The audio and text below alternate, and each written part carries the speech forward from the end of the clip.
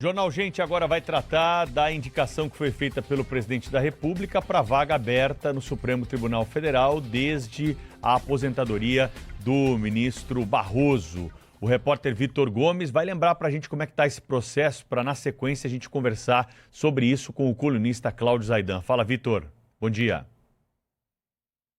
Olá, Pedro. Muito bom dia para você e a todos que nos acompanham. Pois é, campanha do presidente Lula, viu? Em reunião com os ministros na Granja do Torto, o presidente Lula pediu aí para que os ministros ajudem a convencer os senadores da indicação do advogado-geral da União, Jorge Messias, né? Para ter o nome aprovado como ministro do STF, o indicado pelo presidente precisa ter o nome aprovado na CCJ, na sabatina da CCJ, como também no plenário do Senado, com um mínimo de 41 a 81, 41 dos 81 senadores. A expectativa do governo agora é que a sabatina seja marcada para assim que terminar o recesso parlamentar, ou seja, em fevereiro do ano que vem. Então, essas são as informações de momento, viu, Pedro?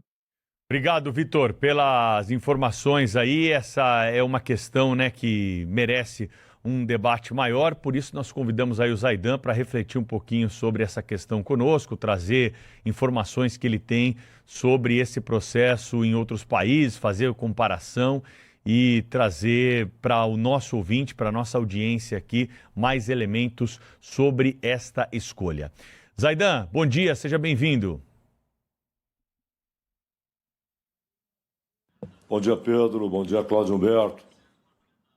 E aí, Zaidan, o que você tem a trazer para a gente aí a respeito desse processo de escolha de ministro do Supremo Tribunal Federal no momento em que a Suprema Corte é alvo de críticas, né, de parcela aí da população e também esse processo é o ideal, a gente tem como aprimorar isso, o Congresso Nacional deveria refletir sobre essa questão na tua avaliação? Pedro, não há um modelo ideal. Você tem diversos modelos no mundo, né? O Brasil reproduziu, em certa medida, o modelo dos Estados Unidos. O presidente indica, como chefe de Estado e de governo, e o Senado, como representante dos estados, avaliam se aquele candidato atende às exigências constitucionais, aquele indicado atende às exigências. E a diferença é que lá o mandato é vitalício, né? Enquanto no Brasil você tem um limite de idade que já variou, inclusive conforme interesses políticos, casuísmos. A mudança de 70 para 75 anos, ela ocorreu com base no interesse que claramente caracterizou aquela mudança como casuística. Na Europa, há modelos diferentes, né? Na Espanha, por exemplo, o parlamento indica, o rei deve ratificar, mas é uma ratificação protocolar. Diferente, por exemplo, na Índia, onde o parlamento indica, na Índia são mais de 30 ministros, 30 juízes do Supremo, e o presidente da Índia não é o primeiro-ministro, o presidente da Índia tem de ratificar. E aí não é um processo meramente protocolar. Em Israel, você tem o mandato por idade, como no Brasil, e, no entanto, as indicações elas partem do parlamento, partem dos juízes e partem do próprio governo. E há muitos atritos hoje entre o gabinete e a Corte Constitucional Israelense, Corte de Apelações. Em Portugal, você tem, são 13, né, os juízes da principal corte, e aí 10 das indicações são feitas pelo parlamento e 3 são feitas pelos próprios juízes da corte, né? Aliás, esse é um modelo adotado em alguns lugares. Os próprios juízes da corte indicam, como acontece no Japão, indicam os próximos juízes. O mais importante é que não há definitivamente um modelo ideal, e mesmo na Europa há variações. Embora, por exemplo, na Espanha, em Portugal, na Alemanha, na França, você tenha um mandato estabelecido, um mandato padrão, mas o modelo de escolha é diferente. Na Alemanha, por exemplo, o Flávio Dino não poderia ser juiz da Corte Constitucional porque ele veio do governo ou veio do parlamento, e as duas coisas estão impedidas, né? Ninguém pode sair do parlamento para a Corte Constitucional, e ninguém pode sair do governo, um ministro, um advogado-geral, como é o caso do Messias, para ir para a principal corte.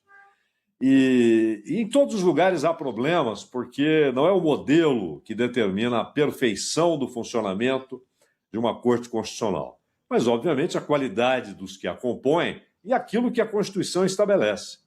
Por que o Supremo Tribunal Federal brasileiro ele é campeoníssimo em número de processos? Você pega o número de processos julgados pela Suprema Corte dos Estados Unidos e, no mesmo período, o número de processos julgados no Brasil, a diferença é estúpida. Você está falando de 13 mil para 100. De 100 processos nos Estados Unidos por mês ou por ano para 13 mil no Brasil, né? E por quê? A nossa Constituição acaba abrindo espaço para que se conteste a constitucionalidade de quase tudo.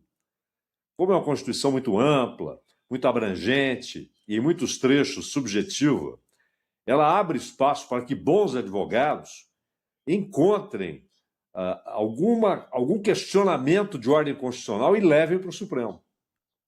Nos Estados Unidos, como você tem uma Constituição de 7 artigos e cerca de 30 emendas, né, é muito mais difícil você encontrar a dúvida sobre a constitucionalidade de uma lei ou de uma ação governamental ou de uma decisão, seja de um parlamento estadual, seja do Congresso dos Estados Unidos, da Casa dos Representantes ou do Senado. A possibilidade de você discutir constitucionalidade é muito menor.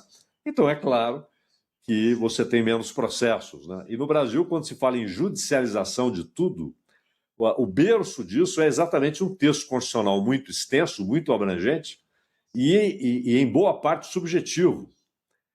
Então, as questões acabam sendo levadas à principal corte.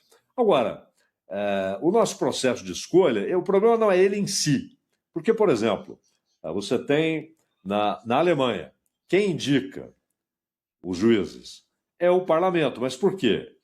A Alemanha é parlamentarista. O Brasil é presidencialista, então é natural que o chefe de governo indique.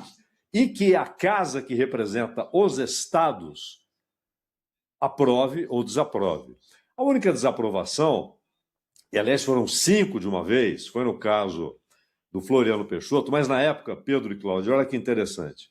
A Constituição, a primeira da República, ela falava de notável saber, ponto.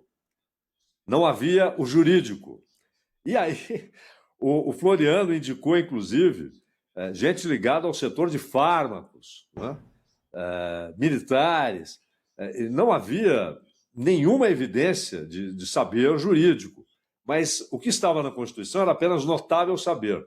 Depois, até em razão desse caso, foi o único em que o Senado rejeitou os indicados, foram 5 rejeitados, 5 do Floriano Peixoto, que, aliás, vivia as turras, né, com a Suprema Corte, chegou a ameaçar a Suprema Corte, ela estava liberando habeas corpus, aí ele perguntou quem iria dar habeas corpus para os juízes da Suprema Corte, né?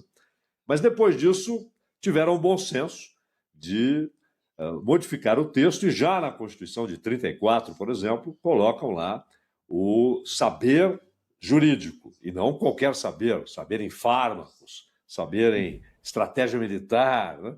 Porque estava aberto o negócio. O grande problema hoje é que, primeiro, há uma promiscuidade nesse processo, como há, em geral, uma promiscuidade na relação entre os poderes. É lamentável que o indicado pelo presidente da República, qualquer um, faça campanha, que ele vá ao Senado, que ele fique tomando cafezinho, procurando os senadores. Ele só deveria aparecer lá no dia da sabatina. Ele não tem de negociar a aprovação dele. Então, imagine um senador que tem interesses que estão sendo ou serão julgados no Supremo. Às vezes ele próprio foi denunciado por algum motivo e pode se tornar réu, né? Esse cara recebe um indicado ao Supremo. Vamos falar sobre o quê? Ah, não, queremos conhecer as ideias dele. As ideias do indicado não interessam, isso é que é importante. Porque o que interessa é o que a Constituição diz. Se as ideias de um ministro do Supremo colidem com a Constituição, ele deve lançar fora suas próprias ideias, abstrair suas próprias ideias, porque ele não está lá para defender suas ideias, ele não é um parlamentar, ele está lá para defender o texto constitucional, inclusive contra suas próprias ideias. Então, a única coisa que o Senado tem de saber é, primeiro, se o cara tem reputação ilibada, não está envolvido ou tem um passado nebuloso, e, claro, óbvio, se ele tem saber do texto constitucional e que visão ele tem dos princípios constitucionais, aquilo que é inegociável na Constituição. Esse negócio do sujeito ficar lá tomando um cafezinho, pedindo voto, isso é grotesco. Ele deveria aparecer lá só no dia da sabatina. Mas o fato é, para encerrarmos, Pedro, é que não há um modelo perfeito. Em todos os países, há modelos bem distintos. Nós pegamos grande parte do modelo dos Estados Unidos. O problema não está no modelo, está na maneira como as pessoas lidam com o poder.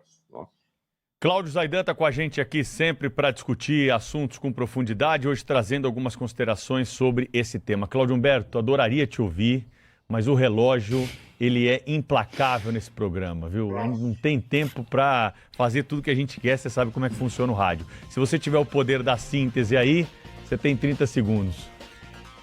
Não, só para cumprimentar o Zaidan, o problema não é exatamente do método de escolha, né? Mas de quem faz as escolhas e dos escolhidos, né? Esse é que é o problema. E não há salvaguardas necessárias para a população, para a nação em relação a isso. É isso aí, Zaidan. Um abração para você. Obrigado, viu, pela participação. Um abraço, gente.